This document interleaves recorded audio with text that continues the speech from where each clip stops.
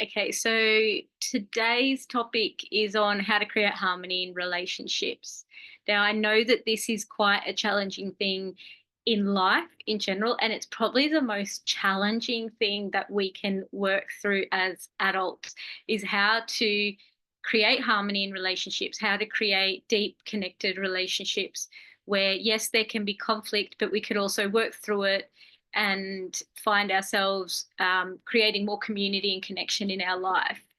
So there's no magic pill for this. There's no perfect way of doing it. I believe personally that it's a practice for all of us, like our doctors, our psychologists, our people in power, they're also practicing this skill themselves. Some are better than others, but it's not something that I believe we just nail and know how to do. Some of us really well and some of us not so well. It's more of a skill of awareness and how much we actually really want to connect on a deep level. So the relationships that we've had growing up, so how we bonded to our caregivers or our parents really shapes the way that we bond or connect with people as adults. Now, often we're not really taught this. We're not told this in society. We think, and I thought this myself personally, that I left home and I left all that behind, that my parents didn't impact me anymore around how I relate as an adult. And as I got older and understood my patterns and my woundings and how they impacted my relationships, that's when I started to see how growing up really impact, like the environment I grew up in and how I related to my parents and connected with them really shaped the way that I then related to friends, people in authority, romantic partners, so everyone in terms of relationship in my life. So this is what we're going to cover today, how this impacts us. So it's really important to know that when we're in a fight, what I used to think before I got into any of this work, I didn't realize that when we are having conflict with someone or in a stressful situation, or we're in closeness with someone, they've got their own internal process happening, as well as we've got our own internal process happening. And sometimes, because we don't voice what's truly happening within ourselves, such as the feelings, sensations, any activations that might be happening, stories that we might be creating, we've got these things happening inside of us. Now, when we are interacting with each other, that's where we're interacting from. So I have a process, I have boundaries, I have woundings, and also the other person in front of me has a process, boundaries, woundings as well.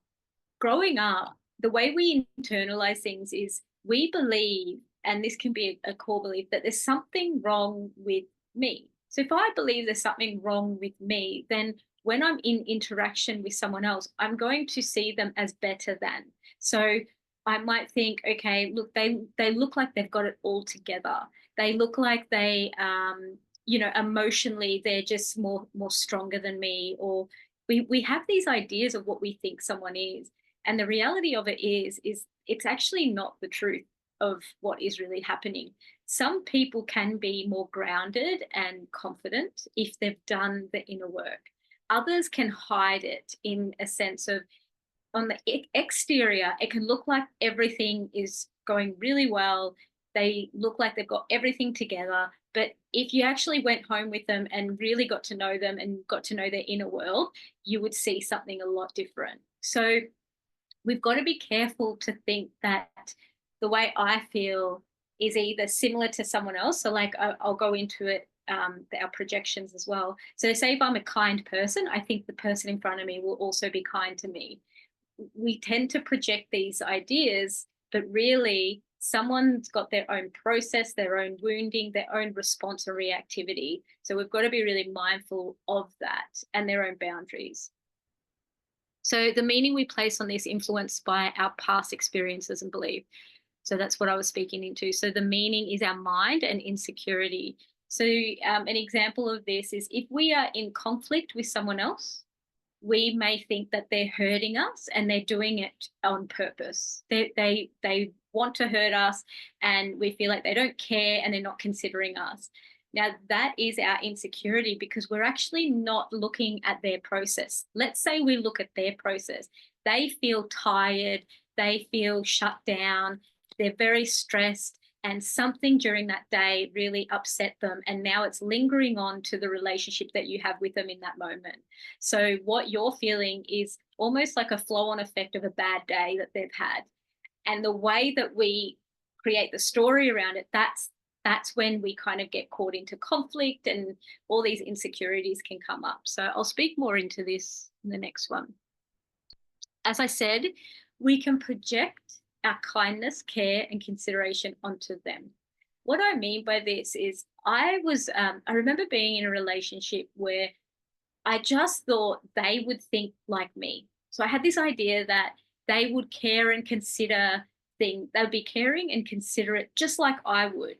You know, I would include them. I would ask what they need and want. I'd be caring, just, similar qualities. And the reality was so far from that, because what was happening for the other person in moments of conflict is they were shutting down. So their ability to care for me and consider me was not there. They couldn't do that.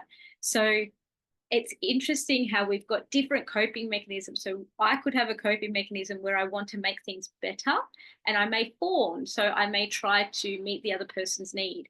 Someone else's coping mechanisms may be, I want you to go away because I feel overwhelmed and it feels too much. So I need space. So that's there. So that's where our coping mechanisms can clash.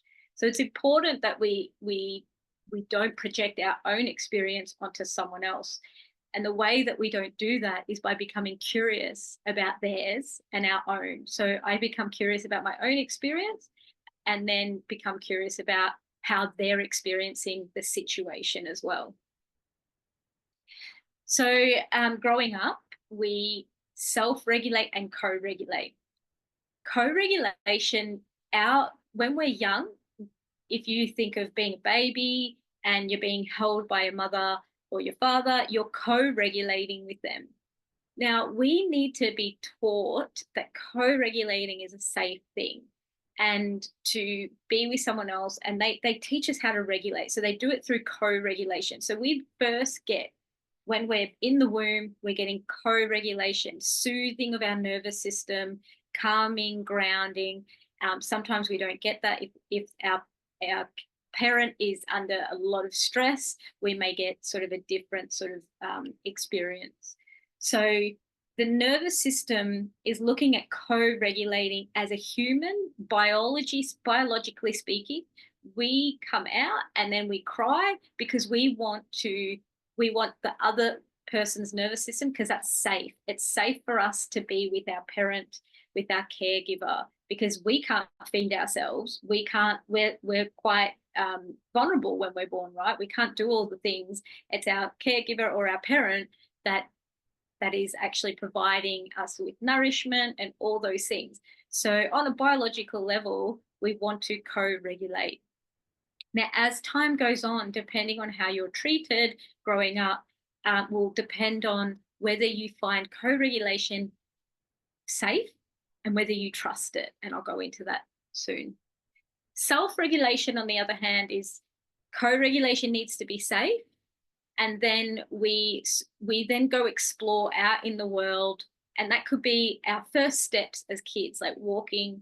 When we are, we're exploring new skills, playing sports, doing all these things, we're exploring and we're learning to self-regulate, to calm our nervous system when we're stressed. When we're trying something scary, we're learning how to self-regulate. When we are at work, sometimes we can't be working with other people, so we need to learn how to be alone. Now, this can be really challenging if you were never taught how to be alone and that it was safe to be alone and how to self-regulate. So this is where mindfulness comes in, meditation, things like kinesiology, Reiki, like all those things. Even though you're co-regulating with someone else, you're still energetically learning how to self-regulate as well. So how to slow down and really be with yourself. So there's many ways that we can learn to self-regulate. The best way is to get support and encouragement and know that you've got that behind you to be able to then go explore in the world. So I'll go into more of that too. Co-regulation, on the other hand, as adults, if it wasn't safe and secure co-regulating with a parent or caregiver, then as an adult, we will find it difficult, and maybe we'll also get a fear response when we are in the presence of another. So that can happen too. And if that is the case, what we want to learn is how to feel safe in relation to another.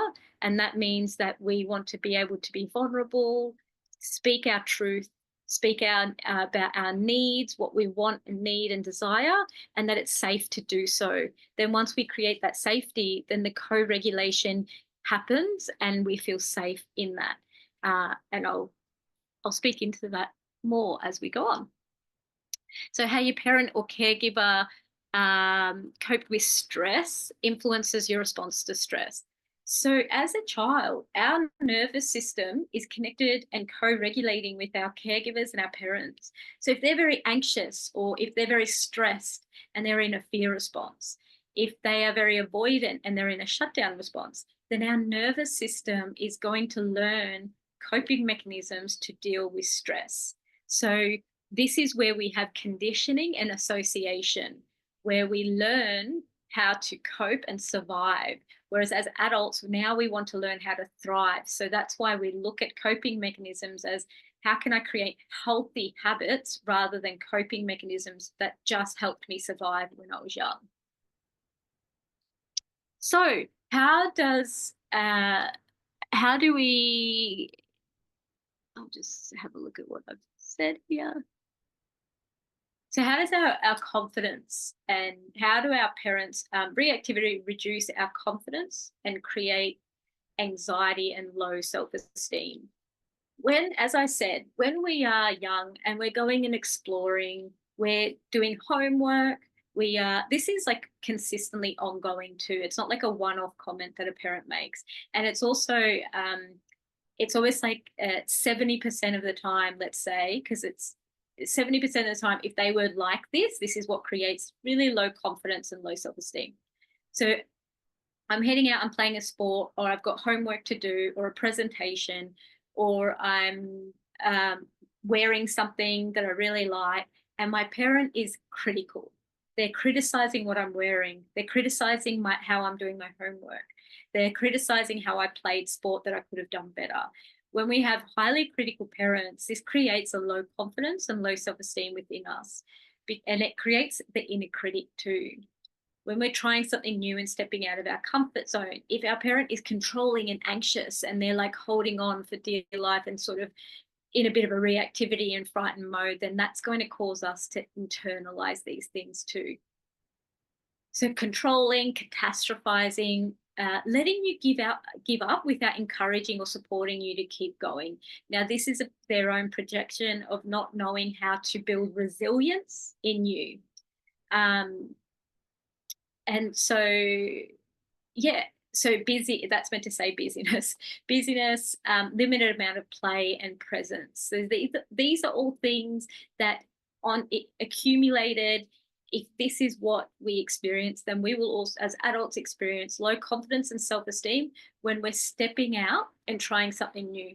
An example of this is when we're building a business, when we're working towards, even when we're working, when we want to show up for a job, when we want to go to the gym, we start to notice in ourselves, like, what's our mind do when we're under stress trying something new? So this is where we're impacted by that. And so we create a lot of comfort around ourselves when we do this. Okay, examples of how your parents responded to you when you were stressed or upset that caused you to shut down, minimize, deny, judge, or avoid your emotions. So we get taught to do this. It's not something that we want to do as adults, but we were taught to do this for protection and safety. This is where statements such as "suck it up," push through, you're being dramatic, you're too sensitive. We start to internalize this, and when we have an emotion, we'll push it back down really quickly, and we'll tell ourselves that it's too much, it's too needy, it's not that bad, and we'll minimize the way we feel and try to suppress our emotions. That is what happens when we're shutting them down. So things like move on and let it go, only positive vibes. I don't want drama. Stop being so negative. So I don't want drama is a common one for people in the dating scene, I've noticed. Is like, I don't want any drama. So what you could know in that statement in itself, it's very telling, because it's saying, I'm not okay when there's conflict, and rather than creating harmony and peace between the person and myself, I run away or I blame them because they're dramatic or they're chaotic. So really understanding this sort of language when other people are using it as well, what that tells us is how they treat themselves and how they treat their own emotions. Stop complaining, you're not physically hurt, so suck it up, toughen up. This is stuff that we're taught to as kids. Stop being a victim. The reason why our parents do this, it's not so they can create suppression in us. Like, they're not doing it because they want you to lose confidence or have low self-esteem or trauma around it. Why they do this is because they feel really uncomfortable about you not being okay. They were never taught to embrace emotions and negative emotions as well. So because they weren't taught that, when you as a child have these emotions and these expressions, they're like, oh, that makes me feel uncomfortable as an adult, as a parent. So I'm going to try to push it away, minimize it, make it smaller, so I don't need to deal with it because I don't know how to deal with it, and it stresses me out. So this is why that happens. This is what causes us to either push people away when they're expressing negative emotions. I've got that in negative because all emotions have a purpose. All emotions have a purpose. And I've spelt that wrong. So we either have negative emotions or we fawn. Now, negative emotions not negative. We either are pushing negative emotions away or we fawn.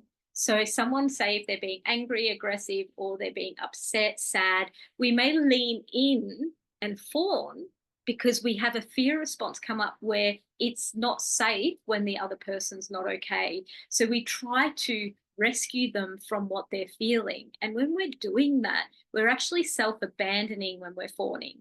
So we're kind of like putting our own needs aside to make the other person happy, because we've actually got an activation happening where we feel unsafe. And we don't realize so fawning is people pleasing.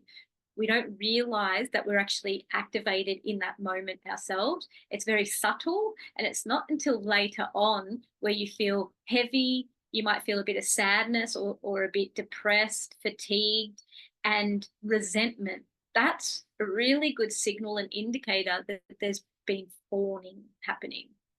So the other one that I've got there is people pushing people away.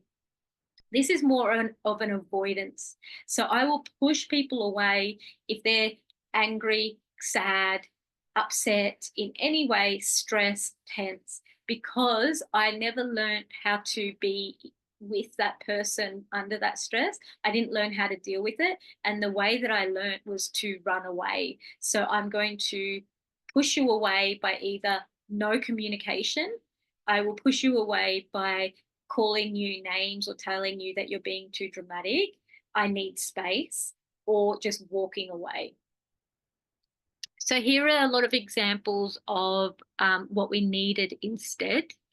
And what we really needed is encouragement when we were exploring as kids, when we were trying new things. And as adults, we need the same thing too. So I know it's hard. How can we make it easier for you, or what can I do to help? So any type of leaning in and support, I'll come with you and help you plan. I will help you complete it. I'll teach you. Grounded, secure base. What happened? Are you okay? So leaning into the experience of another. Presence, I'm here with you, and when you're ready, watching over you, ready to support you, tuned in. Playfulness, enjoy with me. Help, let let's do it together. How can I help? So if you notice, all of those statements and experiences are really leaning in and helping the person with a secure, safe base. Like, I feel good to do that. We also needed, with our emotions, and when we were upset, we needed someone to protect us, to stand up for us, validate our experience, watch over us, and help us feel safe. And we also needed to be welcomed in, so to be delighted in, like, so someone to, like, if you're upset, to be like, come here, what do you need? And like hold that child or hold the adult. So co-regulation, comfort me, hold me, sit with me, or hold my hand, rub my back.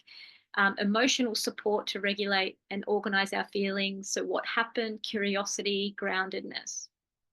To be able to express, to feel safe, to vent, to feel safe, to express our emotions. I feel angry, I feel sad, whatever comes up.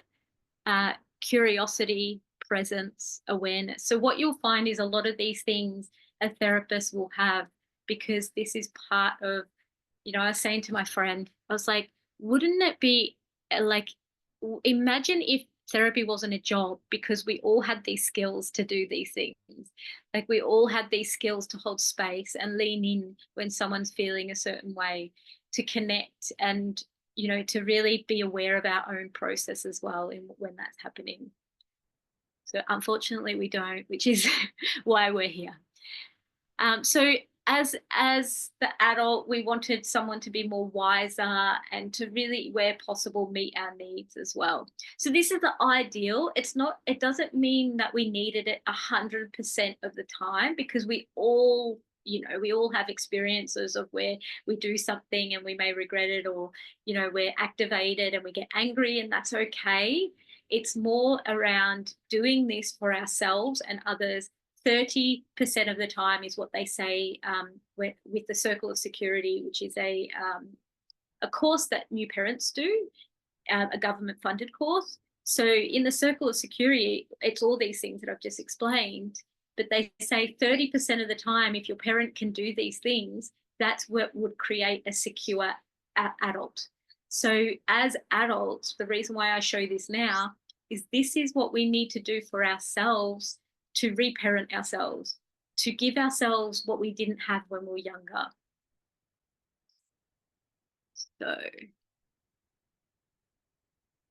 So the best way to explore this in yourself is notice when you get activated, when there's triggers, and when your fear comes up in different situations, when in relationship with another. So when there's conflict, what's my default mode when there's conflict? When there's stress, when there's closeness and intimacy.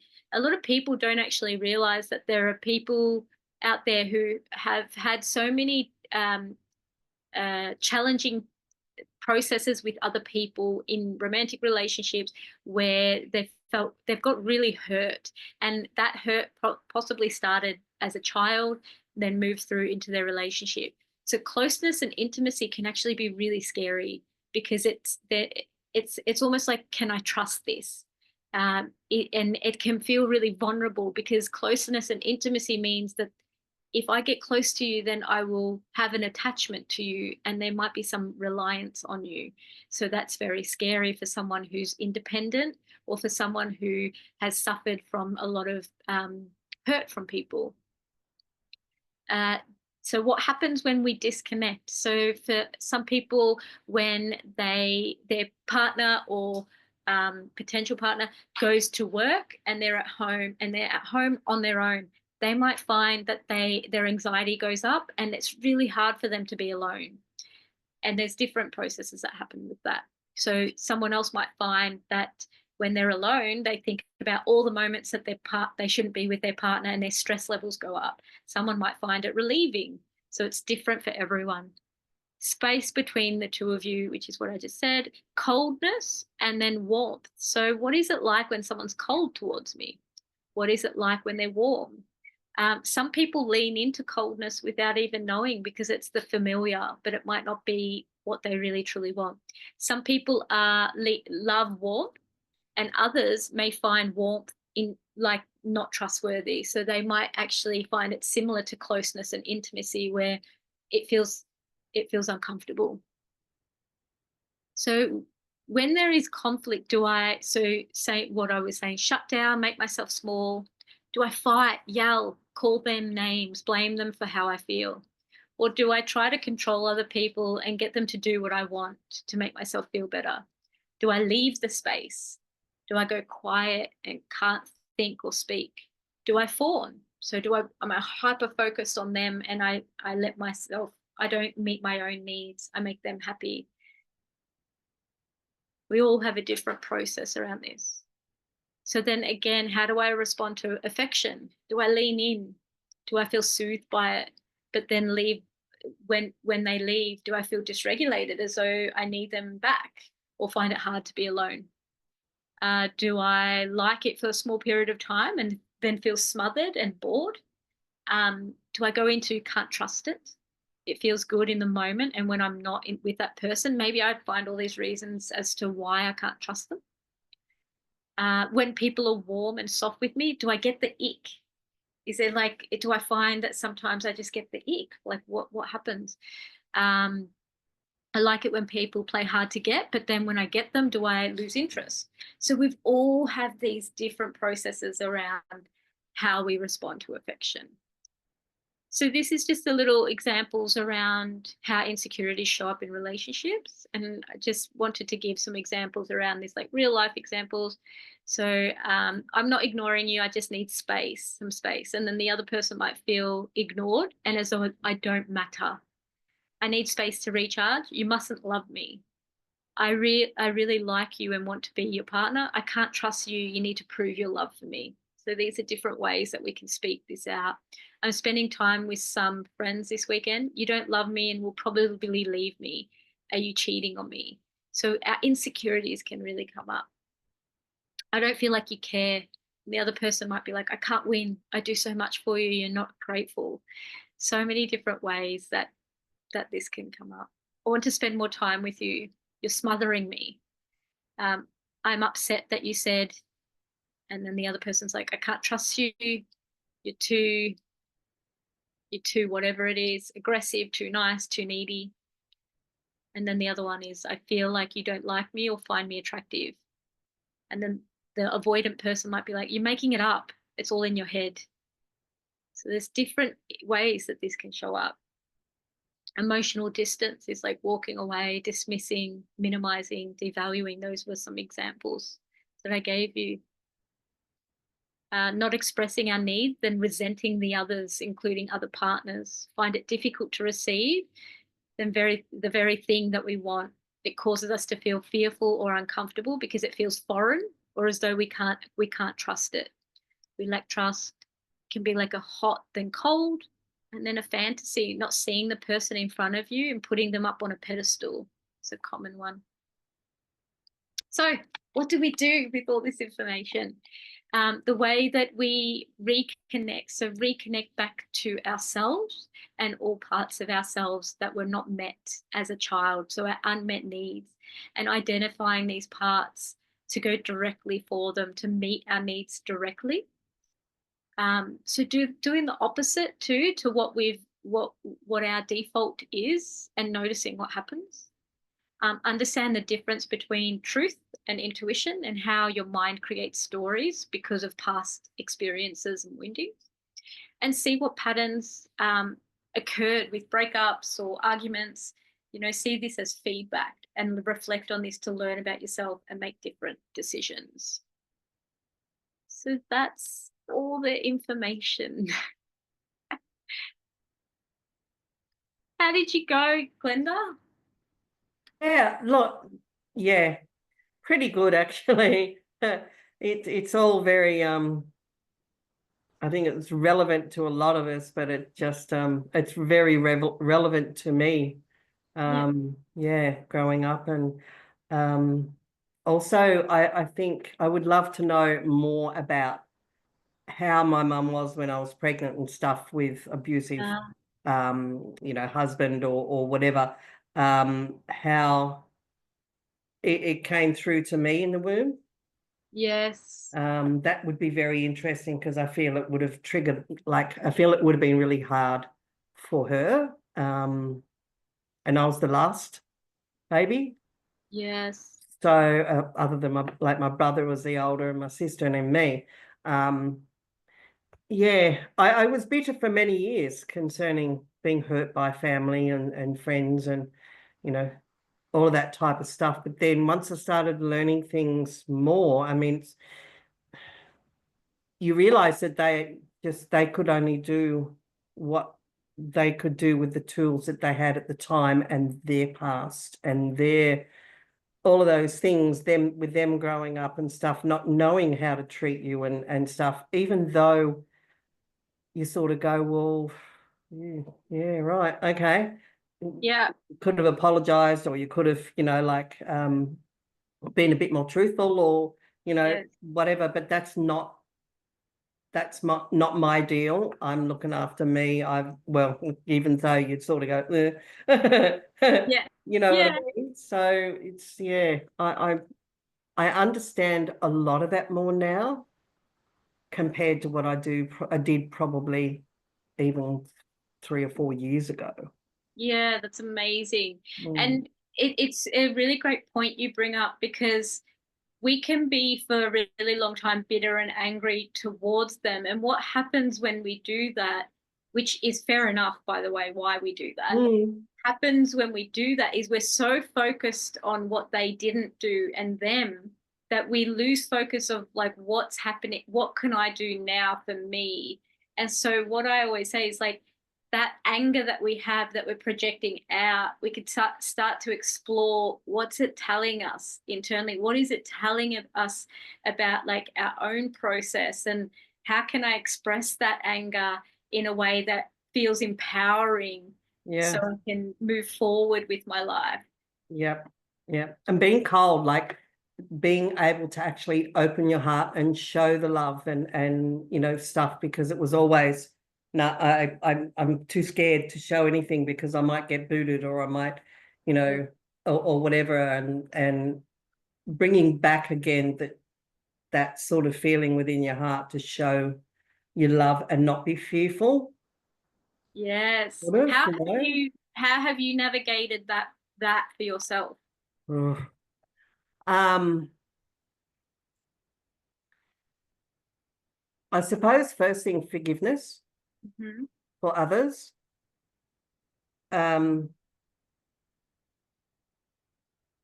I don't know. I guess looking at I don't know, like it seems to have all fallen into place. Loving myself as well. That's a big one. Accepting myself for what I am, or what I look like, or whatever. Hmm. Um, yeah, and believing that if I show, because I cut it for such a long time. I've only just started seeing my nephew and his wife and my brother-in-law just recently, after probably 15 years. And a lot of that, well, not a lot of it, but part of that was me, my unworthiness, my bitterness, my what did I do wrong, all of that type of stuff. So I backed off, I walked away. And then we've just sort of started coming on a really, great level. And now it's me believing that love and me sort of showing that sort of through, which Yes. is becoming easier as I believe that I am worthy. And it's great having that love. I only caught up with them yesterday, and it was just unreal. And my nephew said to me, "I'm a godmother 3 times in 1 year. Wow. 15 years. I haven't seen you much in 15 years. Like, we didn't exactly go cold or whatever, but there wasn't a lot of contact. And yeah, he was just making a joke. I've seen you 3 times this year, other than nothing much for 15." And I went, well, it's okay because we're doing it. And it was absolutely brilliant. Beautiful. So yeah, it's all of what you've said resonates a lot. Yes. Hmm. Yeah. This is also where our protector comes in too, where it comes in for good reason. And Yeah. the reason why we close our heart, like you said, we close our heart because we feel hurt by people and they are distrustful. And so the protector comes in where it's like, okay, it's okay to open the heart now and to come back to relationship with others and to really honor the protector that comes in, because the protector is like our activation, the fear response, and to be Mm, like, yeah. oh, okay, when I was speaking to that person, something made me feel uncomfortable, and I I just didn't feel good about it. Like, what was that? And it's being able to look at those experiences without judgment, but also honoring what it's telling us, like the inner wisdom, because some Mm, people really are not safe. Some people yeah. don't have our best interests at heart. And it's because of their own, they're in their own world. They may lack empathy because they're stressed out themselves and they have their own wounding. So Yeah. it is crucial for us to navigate this space by listening to our intuition too. So Mm, I love that you're opening yourself up, as well as, like doing therapy too, and looking at your own process as well, because um, our the many of us were not protected growing up, so now we're protecting ourselves, and this is why our protector actually has some beautiful wisdom in it, so we can yeah. open our hearts up to people that we feel safe with. Mm. Because it wasn't only me that was affected here, it was my two children. They felt that their nephew and brother, like my brother-in-law and stuff, didn't care about them either, and it was a three-way hurt. But since Christmas, since we all got together and had Christmas together, um, my kids and their kids and stuff, it's just it's like it hasn't been any time at all Yes.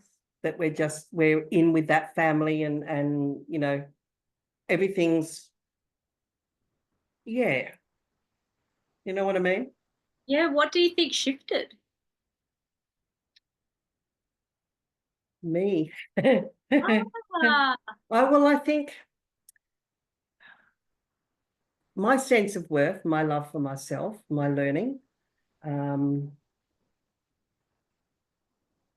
and me accepting that I had a lot of stuff going on, not just with them, but with myself, with my body, with all of the things, and it was just over the top.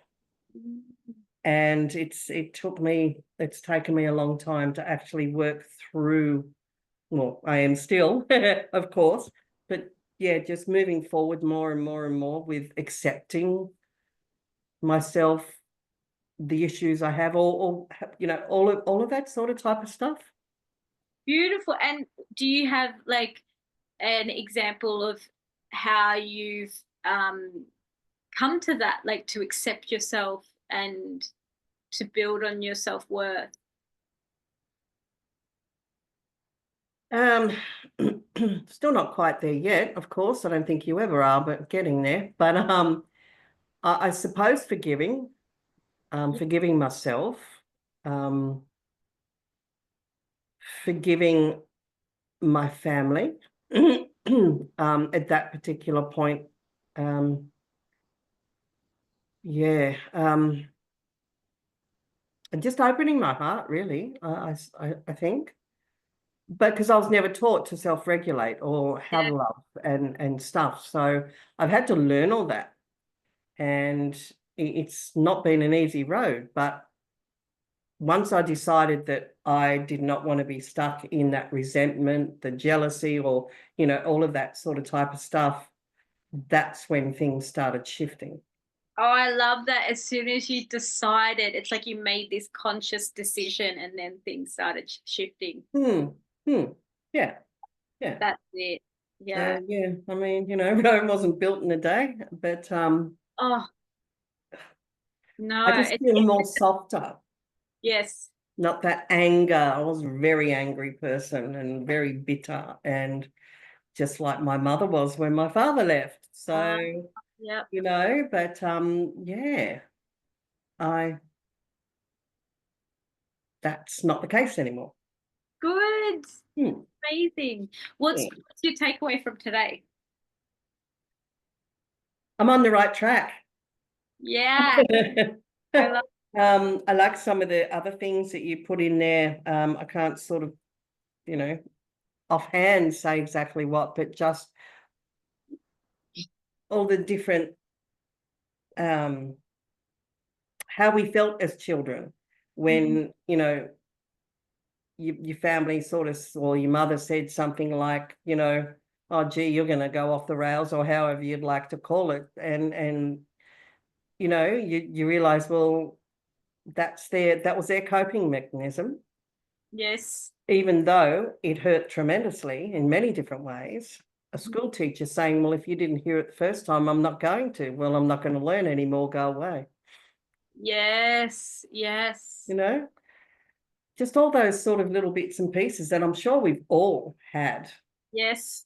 And it just depends on whether you are ready to face it and look at it and look at yourself in the mirror and speak to that person and go, well, enough. I don't really want to. I want to be happy. I want to be all of these things that, I've stopped myself from doing because I've thought that I was the issue. I didn't want to be not born, but I wasn't cherished as a child, or, all of those sort of types of things. I wasn't wanted, and I didn't know how to do things because I wasn't taught to. Mine was running away, be rebellious. Yes. So, yeah. Which would have served you at the time because you weren't getting your Totally. needs met at home, so you were trying to get them met somewhere else. Yeah, it's amazing what we do, isn't it? That, It is. It is. We're very smart, but then we tend to let it follow us in adulthood. So, I think you're spot on around saying as soon as I decided to, ready to face it and look in the mirror, you that it's so true. That's when things start to unfold, and it's a shift in perspective and a shift, like even as you were saying, I found forgiveness. Like that's a shift from being angry and bitter. Like so you would have found that when you were on your like self-discovery, I suppose, or when you shifted and said, you know what, I don't want to be this way anymore. Well, Yeah. it's taken quite a bit of time to actually realize all this stuff and forgive all these people, and especially the family and ex-husbands and whatever you'd like to call it. But also realize that, well, it is what it is. They could only do at that time, again, what I said before, with the tools they had and how they were brought up and stuff. And it just depends whether you want to look at yourself. Yes. Yeah, beautiful. Yeah. Yeah.